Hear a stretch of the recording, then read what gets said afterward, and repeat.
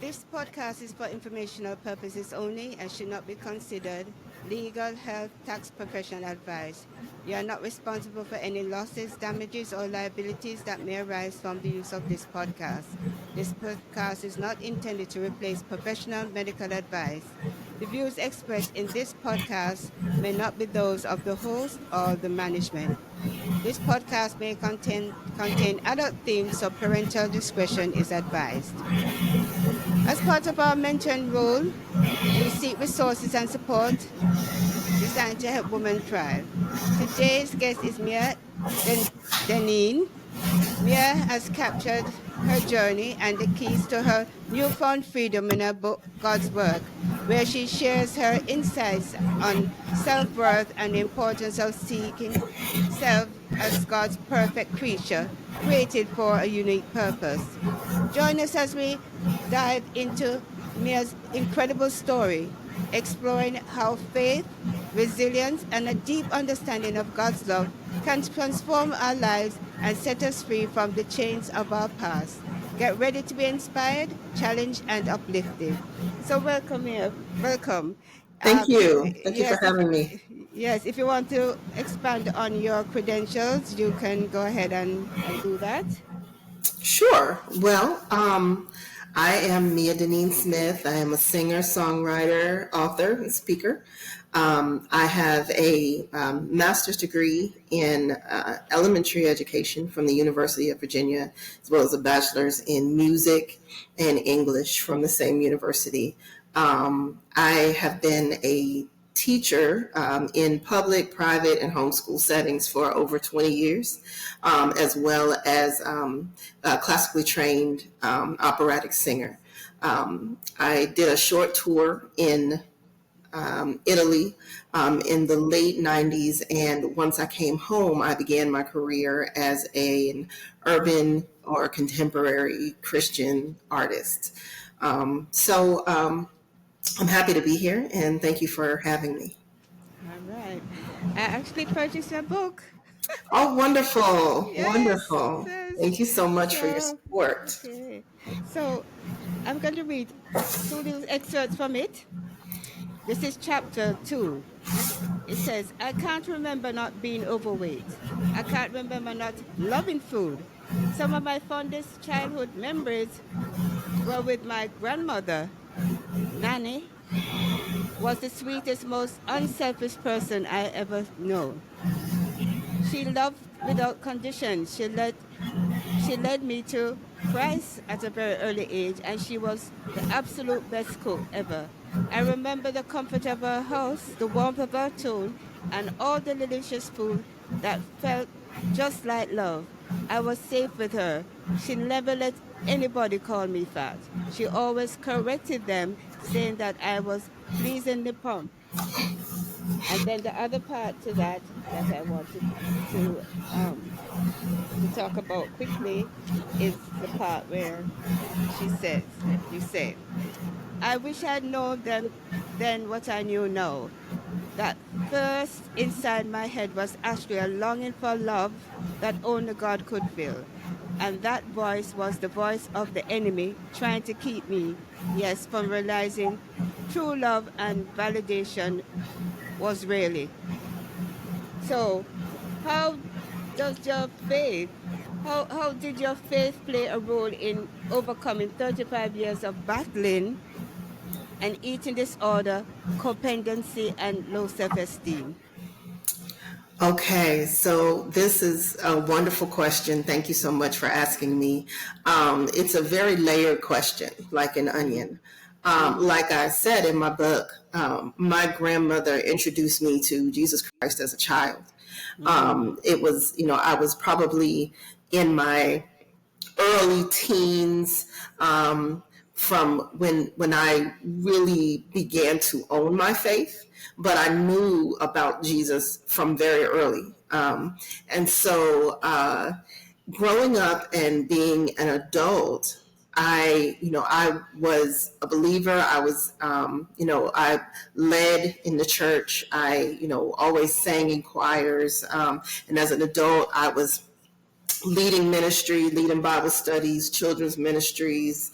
And so, my relationship with the Lord was, very important in my life. It was the center of my life. And yet I was still battling all of these issues that I thought stemmed from just being overweight and needing to lose weight. And so I prayed. I prayed and I asked God, to help me find the right diet, help me find the right program. By this time, when I'm in my 30s, I had probably been on 200 diets at that point. Trying to find the right one, reading books, interim programs, exchange lists, everything, the whole gamut. And so I prayed and I asked God to help me to find this right program that, I wouldn't be a failure at, that would be right for me, that I could sustain so that I could lose the weight. And really, I give all honor to God because He took me to the root of the problem. I always thought that my problem was that I was overweight. Something was wrong with my body. I needed to lose weight. For some reason, I thought from a child that I'm just, there's something about me that's wrong. There's something about me that's broken. I don't know when I'm hungry. I don't know what I'm supposed to eat because, here I am as a child eating, normally, or what I thought was normally. And, that, for some reason that wasn't the right way because I was still, overweight. Mm-hmm. And so God basically showed me the root of the problem. And basically all of the low self-esteem and needing to diet and wanting to lose weight, all of those were actually fruit. If you think of like a seed that is planted and fruit that grows out of it, all of those things were fruit. But the root was that I had believed a lie about myself from about 5 or 6 years old. And that lie was that there was something wrong with my body that made me wrong or bad as a human being. And because something was wrong with my body, there was something wrong with me. And so God had to take me all the way to that lie that I didn't even know was there. I had covered it up, ignored it, refused to address it, maybe didn't even know it was there. And, showed me that those lies needed to be uprooted in order for the fruit of all of that low self-esteem, codependency, chronic dieting, all of that would die away once I addressed the root of the issue. Mm-hmm. So, what does God work mean to you, and how did that concept help you see yourself differently? Ask me again, I'm sorry. What does God's work mean to you, and how did that concept help you your see yourself differently? Oh, absolutely. There was a time when I was going through kind of this healing journey that I call it a 3-year healing journey. Right. And there was a period of time where I distinctly remember God showing me this type of love where He was telling me that I was exactly who He wanted. And, I know that sounds very romantic, almost something that, a man would say to a woman or someone would say to their love interest. But Mm-hmm. that was the type of love Mm-hmm. that God showed to me. He was telling me that I was exactly who He wanted, that I was created exactly the way He created me, that I was created exactly the way He created me for a purpose, to be me in this earth and to represent Him and to do good works in this earth. And for me, that was really a game changer because I remember even imagining myself going towards the Lord. I remember going towards the Lord with this apology in my spirit, like, God, I have I'm here with you, but somehow I'm not who I'm supposed to be. I've ruined my body. I haven't lost the weight, and I'm apologizing to God because I'm thinking that God is like men and women who don't accept you because of what you look like and because of what they see on the outward.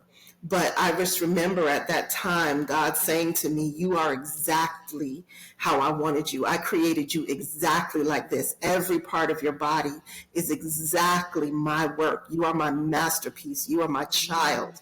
And just kind of, I would say, lavishing a romantic type of love onto me so that I could understand that my body was not a mistake or a problem to be fixed. And so that's why I titled the book God's Work, because I needed to understand that. And I also want other women and girls to understand that for themselves. Okay, we know that faith plays an important part, but what are the practical steps that you took? What are the practical steps that you took to unite your struggle with weight? Okay, so my practical steps, this whole thing started with a fast. And so I was fasting and praying about a health issue when this whole kind of thing, God chose that time to bring this issue to the surface. I was fasting and I was praying, and during that time, I realized that there were some acceptance things that I had not done that I thought I had done. Like I said, because I was a believer and because I had, I was not a new believer. I had been, truly as sincerely as I know how. I had been walking with the Lord for many years. However, God chose that time to bring to the surface the fact that I had not fully accepted his love for me. That was the one thing. I had to accept God's love for me.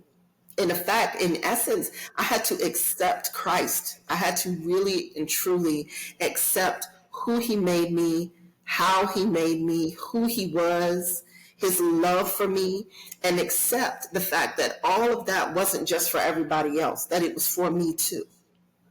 The second thing I had to do was I had to understand that if I am God's work and if I am God's creation, then I had to accept myself. So I was on a constant journey of, change and growth, like many people are, many women are, on this constant journey of, I want to be this, I want to do that, I want to achieve great things in this world. And God brought me to a point where he was saying, I need you to accept who you are as a person. I need you to accept that this is your heart, your ideas, your insight. I need you to accept that all of that is part of how I made you. And then the third thing, which is, this is ongoing. This is ongoing, but I really had to accept my body. And, a lot of that had to do with I had to stop dieting.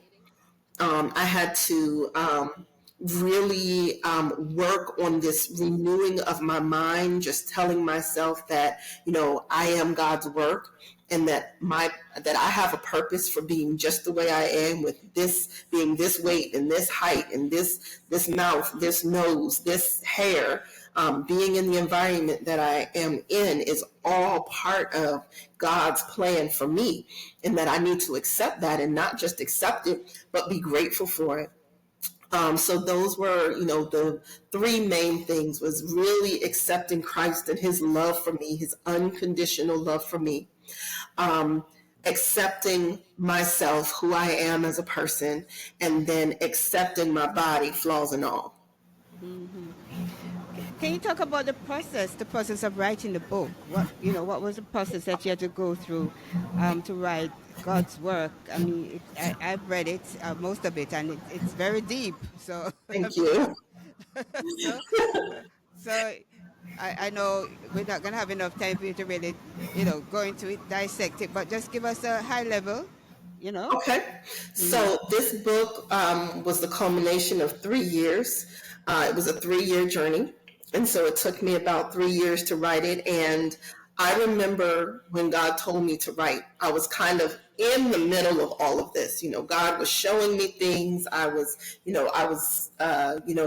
going through this process of, fasting and trying to hear from God. And, all of these things were going on at the time. And I distinctly remember God telling me to write this down, write this.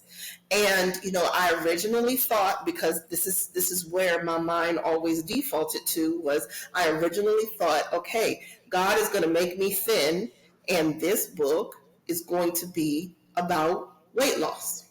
Mm-hmm. However, as it turned out, this book was not about that at all. It was about weight loss, but it was about the emotional and spiritual weights that I had been carrying that God wanted me to lose. It was not about pounds and inches. And so it took me 3 years of just writing down kind of my daily meditations, because I never saw myself as a writer whatsoever. But I wrote down my daily meditations for about 3 years. And then as I was going through the journey, and then I put the book away because I wasn't sure what direction it was supposed to go in. It wasn't a weight loss book. I hadn't had this amazing bodily transformation, even though I'm changed from the inside out. So, I didn't know, where to go with the book. But God told me that my story mattered. And so when he told me that my story mattered, I pulled the book back out and started the process of publishing, which took about another year. Mm. Now, on page 24, he said, if I did not have food, I was disappointed and depressed. Sometimes food felt like love, and I was never quite sure which one I was after when the episodes began. And then he continued to say, if the food I love, or the feeling food gave me, or was food just a familiar escape from these moments of desperation? I didn't know, and what I did not know, I was too ashamed to face. I was a food addict and a compulsive eater. I was so deeply codependent, needing others' validation to help me feel that I was enough. So, how how did codependency manifest in your life, and how did you work through it? Okay, that again is a progressive and ongoing. It is a progressive and ongoing work that the Lord is doing in my heart and in my life. But for me, I would say that codependency started in my early teens when I began to way too early be in relationships with boys with the opposite sex. And because what happened with that was that, from I would say 5, 6 years old, I was already thinking that there was something wrong with my body.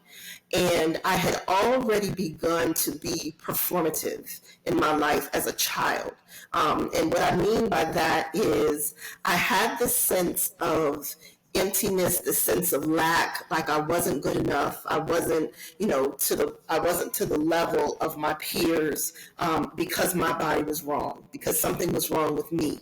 And so in my attempts to hide that or to make up for it, I became very performative in terms of I wanted to make the good grades. I wanted to be, this good girl. I wanted to make my parents and my teachers and my authorities happy. And so, when I look back on over my life, I see that, that performance and that people pleasing started very early. And so it was just a transfer when I began to get into romantic relationships with the opposite sex. It was just a transfer. That people pleasing and that being performative was what became codependency in relationships. From the time that I started dating up and through my marriage, I see, that bitterness of codependency where I needed to perform for somebody. I needed for someone to tell me I was doing a good job. I needed the validation of another person. And especially in romantic relationships, it had a lot to do with, my looks. I wanted, because I didn't feel it within myself, I wanted attention from the opposite sex. I wanted someone to tell me that I was pretty, that I was beautiful, that I was desirable, that I was attractive, because I did not feel a stability within myself that any of that was true. And so, to have someone say that to me or have someone express that to me was almost like a drug. And, once I got that hit one time, I was addicted to that type of validation. And so I would chase it with performance. So how do you view your relationship between physical health and spiritual health? What is your relationship between both of them now? Physical health and spiritual health. It is indeed very related. It is indeed very related, because I do believe that the weight of depression and anxiety that I felt, and I was thinking that it was because I was a failure at all of these diets. I was a failure at losing weight. I could not feasibly change my body, at least not for any period of time. I thought that those were the things that constant defeat, that feeling like a failure, all of those things were what was leading and causing me to be anxious and depressed. But it was really those spiritual and emotional weights that I was carrying around. And so, I like to call myself a survivor of anxiety and depression. And it's not that those things never chase me. It's not that anxiety and depression never comes and tries to settle in my heart and mind. But I am no longer burdened by the weight of anxiety and depression. And it's because I dealt with that spiritual thing. I dealt with those spiritual things that were manifesting in my body as depression and anxiety. So I feel that it is deeply, deeply related. Is there time that you can share a situation that you can share where your faith overcome the physical aspect of your craving for food and your addiction? Absolutely.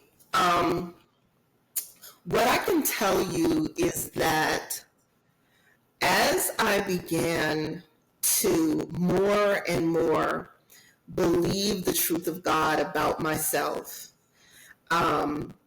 those desires that I had for binge eating began to slowly lessen. And the reason I believe that that happened is because the hungers that I had, even though they translated in my mind as physical hunger and a need for food or a desire for food, I truly believe that those true hungers were more about a need for connection. It was more about a need to be touched and loved with an unconditional love. And so food offered me kind of like this temporary sweetness, this temporary fullness, but it was never truly the answer. And so I can definitely say that I do not suffer with binge eating anywhere to the extent that I suffered with it before, because I truly understand that I am loved by God, and I can go into song, I can go into worship, I can experience His love, His touch, and I can go into the scriptures and read for myself or speak speak the word over myself and understand that I am loved unconditionally, that I was knit together in my mother's womb, and that the work that he has created in me is a fearful and wonderful work. And when I understand that, and when I say to myself, I know that full well, and I try to ingest all of that love, then that fills up that need to go running to food. Basically covering yourself with affirmations. That's great. That's awesome. Yes, Yes. yes, yes, yes, yes. You, so with the women that you speak to women, right? Yes. About the, yeah. So what? How do you approach helping them in the midst of the similar struggles that you face? Well, two ways really. Um, the first is transparency, because I truly believe that transparency heals. And so it's kind of funny when I published my book. I remember the day that it was published on Amazon. I had like this moment of panic, because my book is so deeply personal and transparent. It was after I had hit send and everything was published for the world to see. I had this short moment of panic where I was like, God, did you just have me tell my business to the whole world? Did you just do that to me? And it was Yeah. now that I look back on it, it was a funny moment, because I was scared for that moment, but I truly believe that transparency heals. There is nothing like being able to come alongside another woman or a girl and say, I know what you're going through because I have been there, and this is how I know it. And some of the stories that I told, people have come to me and said, I'm right there with you. I understand. I've been in that position. And when I hear that, I'm just so grateful that I didn't shrink back and just tell a half-hearted story. I'm so grateful that I went there and told the whole story. And I think that there's more transparency to come. That's the first thing, is being transparent. And then the second is just, and when I speak, I am going to tell someone that they are God's work. I want somebody to leave my speaking engagement or wherever they, are able to connect with me. I want someone to leave there feeling empowered in who they are. I want somebody to understand that all of the things that they've gone through, and the things that, the way they interact with the world, all of that is needed in this world, and that each person has a special place to fill, special shoes to fill, special people to touch, and just by being in this world, they are adding light and joy and love to this world in their own unique way. And so, especially when I get a chance to talk to younger girls, because I teach fifth grade in a Christian school, and especially when I get a chance to talk to younger girls, I especially want to tell them that they are who they are, because that is exactly how God created them, and there is no need for them to try to change, because they are God's work. Yes. Yes. I definitely believe authenticity is very important when you're trying to help people to heal. They don't want any funny business. They don't want any shenanigans. They just want, give them the real McCoy. That's what they Right. need. To let them know that, guess what? I, I've walked in your shoes, and I'm here, I'm thriving, I'm living, I'm surviving, and you can too, you Mm-hmm. know? So I love that. Absolutely. I love that about that. Now, I read your book, so I have to let people know I read your book. Thank you. Okay. It was Christmas Day 2019. By then, we had moved to Georgia from Virginia and were doing much better as a family. The kids and I came back to Virginia to spend Christmas with family while my husband stayed in Georgia to work. That night, the unthinkable happened.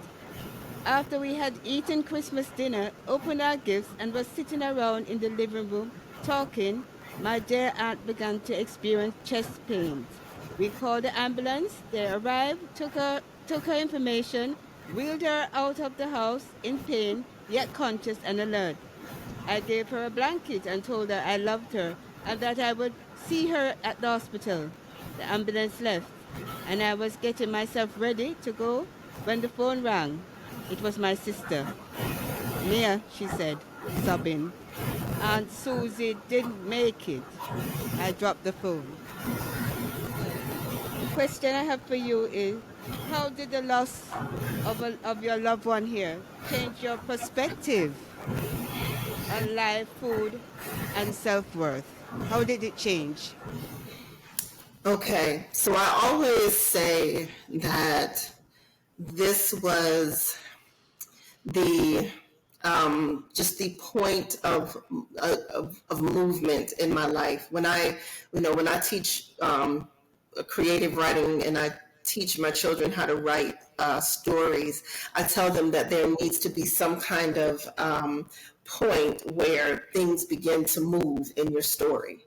And my aunt's passing very suddenly and tragically was the point of movement in my story. It was where things got started. What happened with that was that the way in which she passed caused me to have I'm not sure if it was panic attacks. But for a long time after that, I was, having some health issues. I couldn't sleep. I was having chest pains. I was having nightmares. And when that happened, that was when I initially began to really cry out to God. I was crying out to God for, this bodily illness, but I was also, I needed healing for my heart. Um, and with that, from that kind of period of time where I was fasting for my healing was where all of these other things came from. God began to do a healing work. Not only did he heal me physically, but there's a song that says that God wants to heal you in every way that you hurt.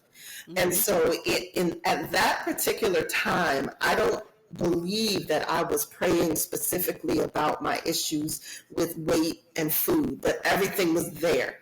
And so the sadness, the depression, the anxiety, all of that was there. And me losing my aunt kind of made it so heavy that I began to feel physical heartache, physical heart palpitations, thought I was having a heart attack, was running back and forth to the emergency room. It was just too heavy. And so her passing helped me to, to truly be in a position that I was ready to cry out to God and be open. And when he began to do his healing work to heal my grief, to heal my physical heart pain and palpitations, that was when he also took those liberties to begin dealing with the deeper issues, the deeper problems that had been plaguing me for years. So definitely, I would say that her passing was just a pivotal point in my life that brought me, to the journey that created this book and created the movement and the ministry, all of that. So just in the way God works, he brought a lot of life from her passing. Oh, that's beautiful. That's so beautiful. So, how do you address the common cultural pressures? You deal with a lot of young people there, so you know the pressures, and some of them can be cultural too, because some family, if you don't have weight on your body, they think you're sick. Come from the Caribbean, you know that. Mhm. Right. So how do you address the common cultural pressures around body image in the Mm. work that you do with women and girls? Okay. All right. So this is a great question as well. You write really great questions. Thank you. The Okay, so it's interesting that you talked about your culture in the Caribbean, because that's the one thing about culture that we need to that we I want us to us as aunties, as moms, as grandmas, as influencers for our younger girls. I want us to be able to speak the language of light and love over our younger girls. But in order for us to do that, we have to be able to speak it over ourselves. And in order for us to be able to speak it over ourselves, we have to understand some things about the culture. One is that the culture is largely, it speaks against the things of God. Other thing is that the culture is always changing. When I was growing up in the 80s, the picture of when I look, and it's funny because when I look back at pictures of myself as a young girl, I think to myself, why was I on a diet? Why was I trying to lose weight? Because now, the picture of health looks different than it did in the 80s, or what people would say was Yeah. overweight. That looks different in 2024 than it did in the 80s. And also I was in a I was the only black child in my class, and so my body was built differently than my white and Filipino counterparts. And so me comparing myself, with thighs and a booty and all in arms and all of that, me comparing myself, in this beautiful full face that I've always had, Mm-hmm. me comparing myself to my ultra thin, wafer thin counterparts, as a young girl and Right. growing up into middle school and high school, that colored my view of what I saw, what I thought was beautiful, and what I felt was acceptable, and probably what my peers felt was acceptable. But to your point about the culture, I believe that it is our responsibility as moms, aunties, influencers for the younger generation to speak a different language than the culture. If we speak the same language as the culture, then we are basically keeping this lie going that all bodies need to look a certain way to be acceptable, and it's simply not true. Mm-hmm. The culture makes billions of dollars every year off of telling girls and women that they need to change something about themselves. Yeah. It's all about money. Mm-hmm. And so, really, what I want us to do and what I would love for us to do is to speak a different language than the culture, especially to understand that when our daughters and our sons too, but it's different for us girls. When our daughters come home from school, they have already been bombarded with pressure to change themselves. When they get on their phones and they're on social media, right away, without even anybody having to say anything to them, they're bombarded with pictures and images Right. of what they think their bodies are supposed to look like.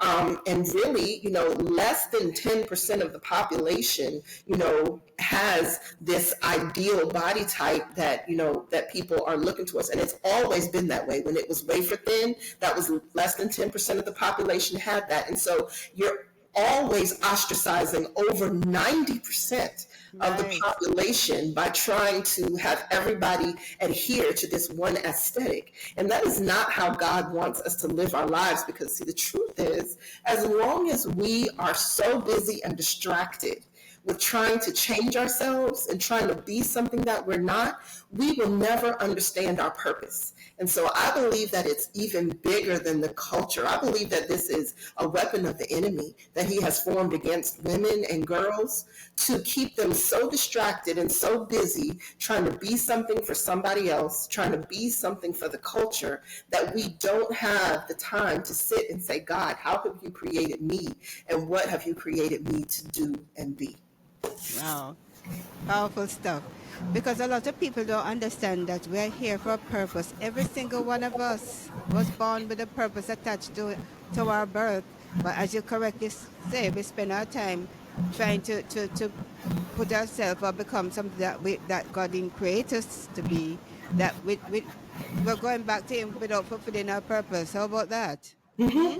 Yep. Yes, and there's a Yeah. great deal of wounding that Yeah. that is created by trying to fit into a mold that we were not created to fit into. Okay. And so then not only do we have to deal with the fact that we've tried to fit into this mold, but all the wounding that has taken place as a result of not being able to. All right. We could go on forever, but this is my last question. Sure. How do you deal with setbacks or moments of weakness in your journey? How you deal with setbacks and weakness in your journey? How you deal with that? I will tell you three things quickly of how I deal with that. I breathe a lot. Okay. I take a lot of deep breaths, and I try to meet myself in my setbacks and in my mistakes with a lot of grace and forgiveness and compassion for myself. See, I spent the majority of my life beating myself up for not Mm-hmm. being able to be or do what I thought I should be able to be or do, Mm-hmm. or what I Mm-hmm. thought other people wanted me to be able to be and do. And what I've learned is that it created a great deal of shame inside my heart. And shame is a great barrier to success. That's what Oprah says. Shame is a great barrier to success. By her, Yes. and her being one of the having the story that she has, and her Yes. being one of the most successful people in the world in terms of what she does. It was interesting to me that I saw that quote from her saying how damaging shame is. But when I begin to beat myself up about the things that I haven't done right, or the mistakes that I've made, or the setbacks that have come, then there is a secrecy and a shame that begins to open up in my heart. And when I recognize that, I really have to take a deep breath, take some deep breaths, and begin to really meet myself with some grace and forgiveness and compassion, Mm-hmm. because that for me has been the way forward. I know that there are people who you know thrive on tons of discipline and willpower and white knuckling it and pushing their way through things. That's But true. that's just not the way my heart is set up, honestly. I have to, in order for me to pick myself up and to keep moving forward and to not be crippled by shame and depression and defeat, I have to meet myself with compassion. And I have to kind of talk to the little girl inside of me and say, it's okay. You made a mistake. You can get up. You can start again tomorrow. Get yourself Mm-hmm. some hot tea. Get yourself a nap and wake up tomorrow. And now that you know better, do better. And that's what I do. My mom always say the sun will always come out tomorrow. It will always come out tomorrow. So just sleep on it, and sun will, another opportunity.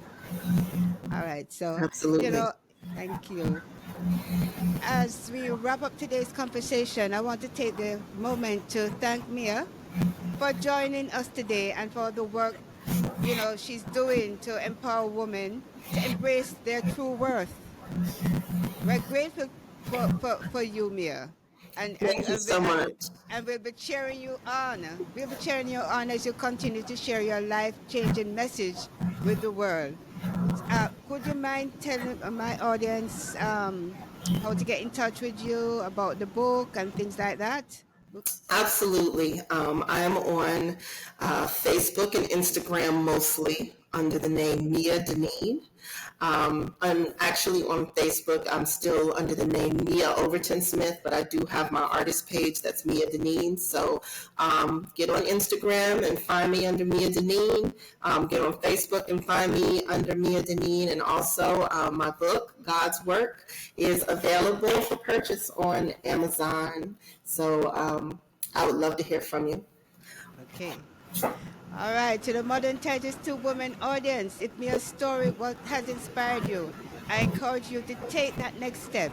Whether it's picking up her book, God's Work, visiting her blog, or simply spending some quiet moments with God.